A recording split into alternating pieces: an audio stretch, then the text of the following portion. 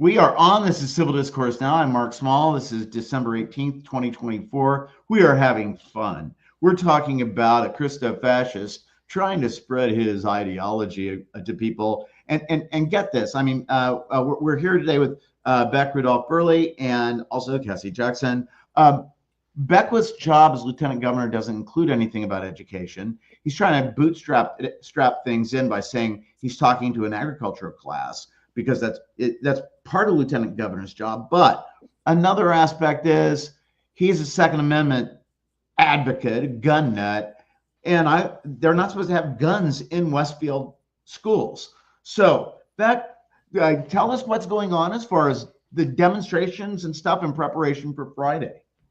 Absolutely. So because of Dr. Kaiser's refusal to revoke the invitation for Micah Beckwith to attend, despite all of the evidence that he is somebody who's not safe to be around minors, we have decided to kind of take matters into our own hands, of course, and there is going to be a protest outside of the high school during his attendance. I believe he's scheduled to come in at 1:30. So we are going to be meeting across the street at Asa Bales Park, so like around 1. And I know a lot of people are asking, like, oh, if I have a sign, like, what is it, what should it say? I just kind of have the intention of writing things on my sign, like, we love our trans students, we love our queer students, we love our female students. There's been a lot of communities that Micah Beckwith has specifically targeted that our students are a part of. And so I just the message basically is not so much against Micah, but more we are for our students. That at least is my intention. So we have that route that we are taking as far as like the parents and community members as Westfield. And then there is also some other kind of cool movements happening. One of them being that some teachers have been calling out of work that day. And this is important. Obviously, we want our teachers to be able to make a stand, but with that, we also want to possibly see some students taking a stand as well and not attending school that day or walking out. So I don't know what the legalities behind that are, but I know a lot of families here are very encouraging of their children using their right to protest and using their right to get involved in politics. And I think that this could be a really awesome, really cool way for students who are just becoming adults in our, civilization, in our society, to get some good practice at standing up for something and really standing in solidarity with their peers. I totally agree, and I'm so glad you mentioned that. And I would like just like to remind everyone, like Beck just said, that it's at the park right next to the Westfield High School. So if there are any students that would like to dissent and walk out, you're welcome with us. It'll be safe, and we have the Westfield Washington Police Department who's going to be there, just to make sure that everything. Well. Yes, shout out to inform the department. Yeah. So they are.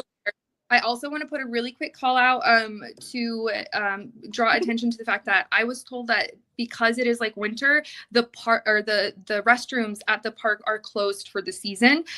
So that is something to consider as you come out. And if we need to, like, maybe have somebody do some. I can carpool to a local. Yeah, I was like, I can carpool to a local any restroom. I'm happy to do that. And also, I did speak with Westfield Washington High School. They prefer we do not use their parking, and that makes sense, so that they're not associated with this peaceful protest. There are going to be about 15 spots in the park, and we're going to leave those for people that may be traveling from across the state. But we are going to be in touch on both of our pages, and we'll put that information in the body of this for carpool. In the event there's an emergency, I am going to personally walk you into Westfield High School and tell them there's a bathroom emergency. So I don't want anyone to feel like they can't, right? And shout out to Captain Sierra of the Westfield Washington Police for helping to organize this and keep us safe. Absolutely. And go ahead. No, go ahead. Oh, okay. With that also, so I'm glad that you mentioned, Cassie, out of state. I want to be clear for anybody in the state of Indiana who is listening to this right now, this is an all hands on deck situation because of Micah Beckwith's admitting that he has the intention of going into every single school district in our state. He has the intention of going into your school district as well. So there's a couple things of why this is important and why this is all hands on deck. This is going to show solidarity with everybody, with all of the school districts, regardless of whether you are part of Westfield or not, that this is an individual that you would like to keep out of your school district. So by helping us do that, it's going to help you do that as well. The other thing I wanted to highlight is a call to action. Something that a lot of people outside of our district have been doing is calling or emailing their school boards. And a really great thing you can do is also attach screenshots or attach links to the article that has the quotes from Micah Beckwith about what he intends to do to teachers and administration that don't comply with him, as well as his intention to teach regardless of having any kind of credentials to be able to do so. So that part, kind of preemptively letting your school board know that this person has intentions of entering your district and that you would appreciate their consideration and not allowing this person access to the district. And last thing, you can also show up at school board meetings and speak. I did that for my very first time. You think I speak out all the time? No, your girl does not get up and public speak.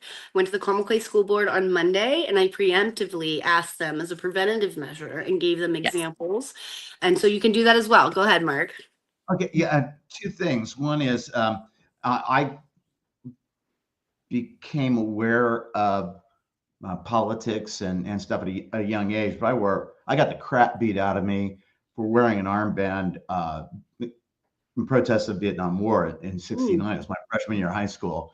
And that solidified my views that you don't just sit there and be quiet. It's important to speak out. Now, Beckwith, when he's coming in public schools, he said we should get rid of public schools. And he's wanting to get as much money as he can for his little games in his little church of forcing people to believe in a God that doesn't view people as being equal. And that's scary. Yeah. Furthermore, and this is where it gets into what I blogged last night, Beckwith as lieutenant governor by statute in Indiana would be the chair of any convention held to consider ratification of a new constitution. That might sound like it's off the wall, but it's very real. Beckwith doesn't understand the history of our Constitution. He's ignorant of it. But if we trash it, toss it out the window, he doesn't have to know anything. And if that's allowed, he's going to make sure that we have a theocracy, not just a theocracy, not just people have faith, but by God, you believe in what he does, or you're going to go to hell. Now, he's a violent asshole. He has no business being in public office. The people that he's with view it as being their minority. One person for the Red Pill Convention said we only need 15 to 18% and we can take the whole system. And that doesn't mean at the end of that election cycle, they've won the trophy and next year who's going to win. It means that you're going to be under a dictatorship. It goes incrementally. And when people like Beckwith want to get into the educational system, he's not a licensed teacher, as far as I know.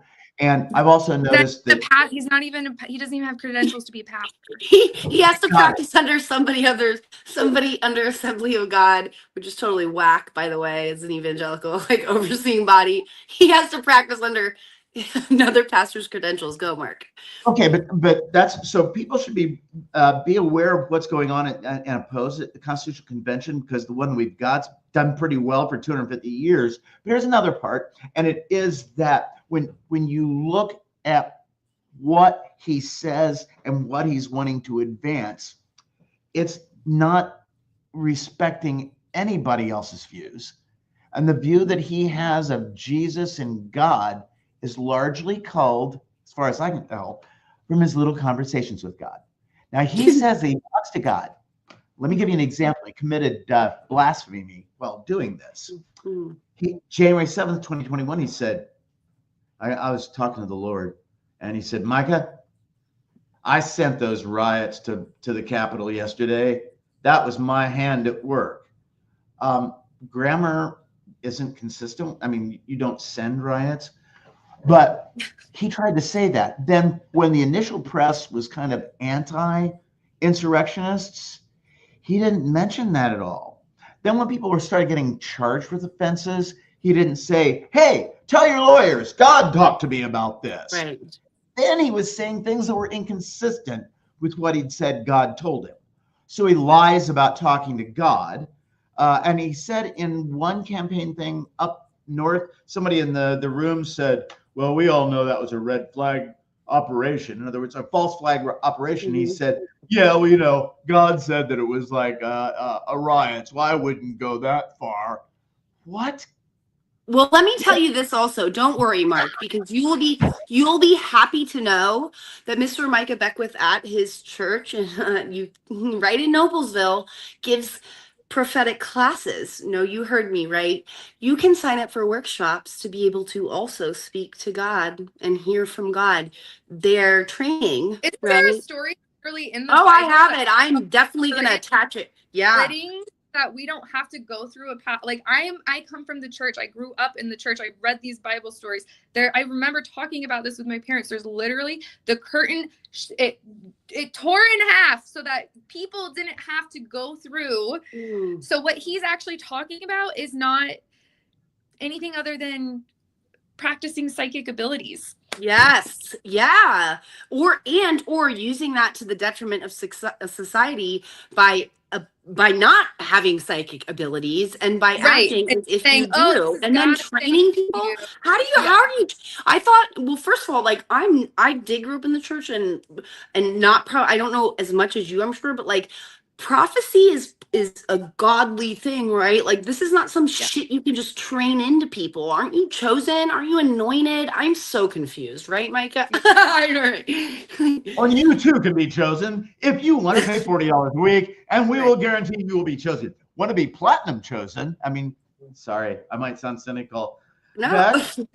Really quick before we hop off, I wanted to highlight there's a really great local pastor, Chris Duckworth, who actually calls out Micah and all of his horrible rhetoric and basically wrong teachings on the Bible. Yes. Chris is he's at New Joy Lutheran Church in Westfield. Lutheran Church. Yep. And he will actually not only just call out this harmful rhetoric, but he will actually also he's gone into not just why how he's wrong, but why he's wrong, and will offer he's given me personally, and sorry, Beck, I'm so sorry to interrupt you. No, you're fine. You're fine. He's written for us, which I've posted, and I'm sure he'd be happy to continue to do. He has taken Micah's words and himself as a pastor literally written his response and how he sees the Bible. It's powerful. I'm also going to call out, since you did, I know we're going a little long, but real quick, Matthias, how do you say his last name? Beyer, yes. Beyer of Christian Seminary Institute has also done the same thing, has been written up in the Indy Sort multiple times in Opinion, was also a pastor, was going and speaking directly to Beckwith against his views. Okay. Yeah, this was a great episode, guys. Yeah, Beck, thanks very much for being on. Cassie, as always, thank you very much. Live good life, peace, happiness, and everything. This is Civil Discourse Now. Signing off.